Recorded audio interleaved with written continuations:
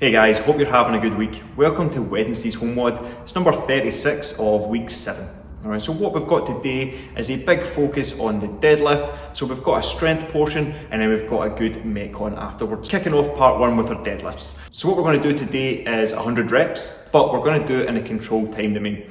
So what that's going to be is 10 sets of 10, but we're looking to get them done in 45 seconds each time. So every 45 seconds, you're going to complete 10 reps of the deadlift. Simple setup, but it's going to get pretty testy in the back end, so those later rounds, okay? The 45 seconds starts to move really quick.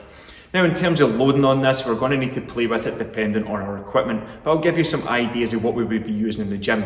This would be done as a double dumbbell deadlift. So 2 22.5s for the guys, maybe 2 15s for the girls, but maybe it's a bit heavier depending how you're feeling or depending where your deadlift's at. If you've got the barbell, you can use that as well, but just don't be tempted to go too heavy, bearing in mind that it is 100 reps and it's fairly high volume. And with that being said, that's what we're kind of doing here. We're using volume as opposed to lower reps at the higher weight. We're just going for that higher rep range in a controlled time domain. So a couple of dumbbells works, maybe a couple of kettlebells, sandbag, backpack, or any odd object we can pick off the floor safely, maintaining those deadlift mechanics. Of course, we can just pick something off the floor any way we can, but we want to make sure it mimics the deadlift. So set everything up as if you had those 2 dumbbells or a barbell, and then just adjust from there. Make sure we're staying safe, all the points of performance stay the same, nice flat back, hinging through the hips, and standing up to full extension in the top. Make sure that we're getting primed up for this one, guys. So if you've got some bands and things, think good mornings, maybe get the PVC pipe out, run through a little bit of mechanics. It's always a good time to get better at the deadlift. So even if you have the broomstick or the mop, just go through the motions on air, the same way we do in the gym when we get warmed up, just dialing in those mechanics. Regardless of your load or how heavy you're going to go, get the technique right before we start that clock for the 10 rounds. Alright guys, moving on to part B.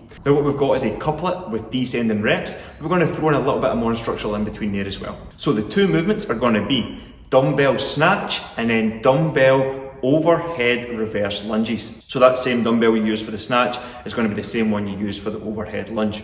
Now of course that dumbbell can be switched out for a kettlebell or anything else you can hold in one hand. So the rep scheme we're going to go for is 20 down to 2, decreasing by 2 each time. So we go 20, 20, 18, 18, 16, 16, all the way down to 2. However, in between each set, so when you go 20-20, before you move on to 18-18, you're going to throw in 40 mountain climbers. And those 40 are going to stay consistent through the whole workout. So you would do 20-20, 40 mountain climbers, 18-18, 40 mountain climbers, 16-16, 40 mountain climbers. You get the point, all the way down to 2.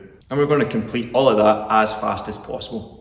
So the dumbbell snatch, let's make sure we're pulling from the middle of the body, so touching between the feet. From there, keep the dumbbell as close as you can, try and mimic all the points of performance of a snatch, and then locking it out over the head. You can alternate arms here, so maybe switching on the way down, or switching on the floor.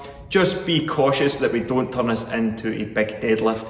Make sure we're squatting down into it and using the legs the same way we would in a regular snatch. And then for that dumbbell overhead lunge, you want to get that arm locked in close to the body. So locking the dumbbell over the top, and make sure the arm stays as close to the body as you can. And from there, you're going to pick that starting point on the floor and then reverse lunge into it, okay? Make sure we're not doing that forward lunge or a split lunge, okay? And again, you can alternate legs here as well. Mountain climbers, think good plank position, driving those knees up towards the chest. We've done plenty of these now, you should know the drill, but this one's going to get pretty spicy and those mountain climbers will get tough, particularly on the shoulders, okay?